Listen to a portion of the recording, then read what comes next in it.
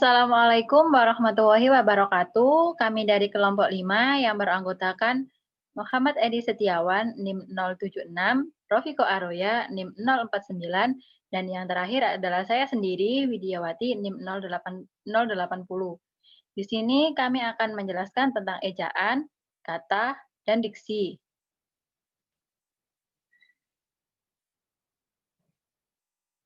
Yang pertama adalah ejaan, yang mana kaidah ejaan ada 3, yakni penulisan huruf terdiri dari penulisan huruf kapital dan huruf miring. Untuk huruf kapital berfungsi untuk huruf pertama awal kalimat, huruf pertama unsur nama jabatan, dan pangkat yang diikuti nama orang atau yang dipakai sebagai pengganti nama orang, nama instansi, atau nama tempat. Huruf pertama unsur-unsur nama orang, huruf pertama nama bangsa, suku bangsa, dan bahasa, huruf pertama nama tahun, bulan, hari, hari raya, dan peristiwa sejarah, huruf pertama nama khas dan dalam geografi. Dan untuk huruf miring berfungsi untuk dipakai untuk menuliskan nama buku, majalah, dan surat kabar yang dikutip dalam karangan. Dipakai untuk menegaskan atau mengkhususkan huruf, bagian kata atau kelompok kata, dipakai untuk menuliskan kata, nama-nama ilmiah, atau ungkapan bahasa asing atau bahasa daerah, kecuali disesuaikan ejaannya. Untuk yang kedua ada penulisan kata yang terdiri dari gabungan kata, kata ganti, ku, kau, mu, dan nya, kata depan, singkatan dan akronim, kata sandang, si, dan sang. Untuk gabungan kata, ada kata majemuk ditulis terpisah. Gabungan kata termasuk istilah khusus yang mungkin menimbulkan salah baca dapat diberi tanda hubung untuk menegaskan pertalian di antara unsur-unsur yang bersangkutan. Dan yang terakhir ada gabungan kata ditulis serangkai. Kata ganti ku, mu, kau, dan nya. Kata ganti ku dan kau ditulis serangkai dengan kata yang mengikutinya. Kata ganti ku, mu, dan nya dituliskan serangkai dengan kata yang mendahulunya. Untuk kata depan di, ke, dari ditulis terpisah dari kata yang mengikutinya, kecuali di dalam gabungan kata yang sudah dianggap sebagai salah satu kata ditulis serangkai, seperti kepada, daripada, kemari, keluar, dikeluarkan. Kata si dan sang ditulis terpisah dari kata yang mengikutinya. Partikel lah, kah, dan tah ditulis serangkai dengan kata yang mendahulunya. Partikel pun ditulis terpisah dari kata yang mendahulunya. Kata yang dianggap padu, ada pun, ataupun, bagaimanapun, meskipun, sekalipun, walaupun, dan maupun. Untuk singkatan dan akronim, singkatan sendiri adalah bentuk yang dipendekkan yang terdiri atas satu huruf atau lebih. Dan yang kedua ada akronim, adalah singkatan yang berupa gabungan huruf awal kata, gabungan suku kata, ataupun gabungan huruf dan suku kata dari deret kata yang disingkat. Akronim dibaca dan diperlukan sebagai kata. Dan yang ketiga atau yang terakhir ada angka dan lambang.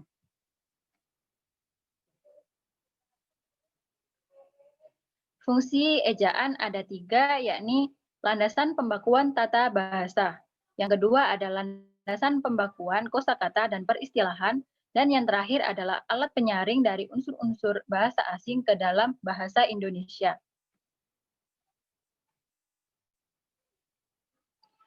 Ada penempatan ejaan dan tanda baca. Pemakaian abjad berupa huruf vokal dan konsonan. Persukuan yaitu pemisahan suku kata. Penulisan huruf kapital, penulisan huruf miring atau digarisbawahi, penulisan kata dasar, kata ulang, kata imbuhan, dan gabungan kata, penulisan angka dan lambang bilangan, dan yang terakhir adalah penempatan tanda baca atau pungtuasi. Dan untuk yang selanjutnya akan dilanjutkan oleh teman saya, Edi. Saya persilahkan. Terima kasih untuk Widiawati. Kemudian materi saya lanjut yaitu materi kata. Ada jenis-jenis kata, yaitu menurut bentuk ada kata dasar, kata ulang, kata majemuk, dan kata serapan. Kata dasar adalah kata awal sebelum mengalami perubahan bentuk, fungsi, dan makna. Kemudian kata ulang, kata yang mengalami pengulangan, bisa dalam bentuk asli, suku, dan imbuhan. Kemudian kata majemuk, gabungan dua kata yang membentuk makna baru. Yang keempat, kata serapan, yaitu bahasa asing atau bahasa daerah yang diintegrasikan dalam bahasa Indonesia yang membentuk makna baru atau kosakata baru. Kemudian menurut kategori ada verba, nomina, adjektiva, adverbia, pronomina, numeralia, konjungsi, preposisi, artikulasi, dan interjeksi. Kemudian ada kelas kata. Yang pertama, nomina atau kata benda, verba kata kerja, adjektiva kata sifat, pronomina kata ganti, adverbia kata keterangan, numeralia kata bilangan, dan yang terakhir ada kata tugas. Kemudian ada proses pembentukan kata. Ada dua, yaitu morfologis dan non-morfologis. Morfologis terdiri dari afiksasi, reduplikasi, dan komposisi. Afiksasi sendiri yaitu menambah imbuhan, reduplikasi mengulang satuan bahasa, komposisi penggabungan dua kata atau lebih. Kemudian secara non-morfologis ada dua, yaitu abreviasi, kombinasi kata sehingga membentuk menjadi bentuk baru. Kemudian perubahan bentuk kata.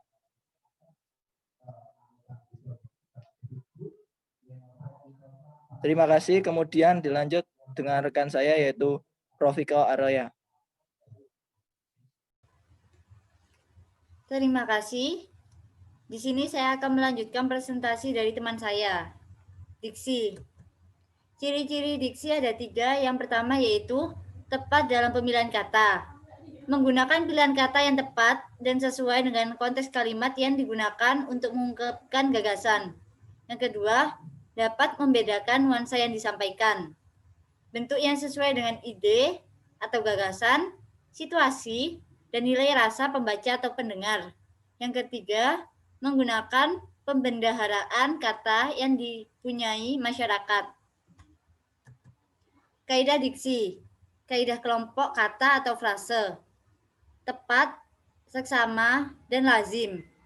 Kaidah makna kata. Berdasarkan jenis maknanya ada 2. Yang pertama yaitu makna denotasi, yaitu makna sebenarnya. Makna kata yang mempunyai kata yang sesuai dengan hasil observasi panca indera dan tidak menimbulkan penafsiran lainnya. Contohnya, kepala adalah organ tubuh yang letaknya paling atas. Yang kedua, makna konotasi atau makna kias adalah makna kata yang tidak sesuai dengan hasil observasi panca indera dan menimbulkan penafsiran lain. Contohnya, ibu kota, pusat pemerintah, ibu jari, jari yang paling besar atau jempol, dan jamban, kamar kecil. Perubahan makna ada 2, meluas dan menyempit.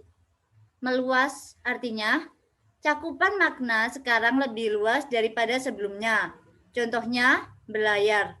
Dahulu, arti berlayar adalah mengarungi laut dengan memakai layar besar atau kapal.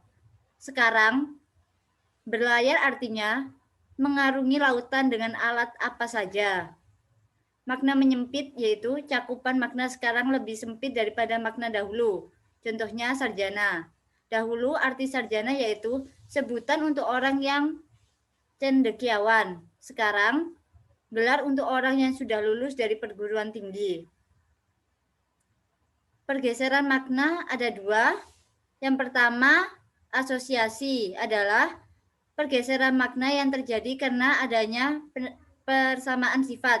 Contohnya, Tasya menyikat giginya sampai bersih. Pencuri itu menyikat habis barang-barang berharga di rumah itu. Yang kedua, sinestesia adalah perubahan makna akibat adanya pertukaran tanggapan antara 2 indera yang berbeda. Contohnya, sayur itu rasanya pedas sekali. kata-katanya sangat pedas didengar. Relasi makna ada 5. Yang pertama, homonim adalah dua kata yang mempunyai persamaan tulisan dan pengucapan. Bisa berarti yang pertama dapat dianggap dapat atau sanggup. Bisa berarti racun. Yang kedua, homograf adalah dua kata atau lebih yang mempunyai persamaan tulisan tetapi berlainan pengucapan dan arti. Contohnya teras. Teras inti atau teras halaman. Homofon. Homofon adalah dua kata atau lebih yang mempunyai persamaan pengucapan tetapi berlainan tulisan dan artinya. Contohnya masa dan masa. Yang keempat, sinonim. Sinonim adalah dua kata yang berbeda tulisan dan pengucapannya tetapi artinya sama. Contohnya, pintar dengan pandai atau bunga dengan kembang. Yang kelima, antonim. Antonim adalah kata-kata berlawanan artinya. Contohnya, muda dengan tua, besar dengan sempit, luas dan sempit, besar dengan kecil. Mungkin itu saja yang dapat kami sampaikan. Kurang lebihnya saya mohon maaf. Saya akhiri. Wassalamualaikum warahmatullahi wabarakatuh.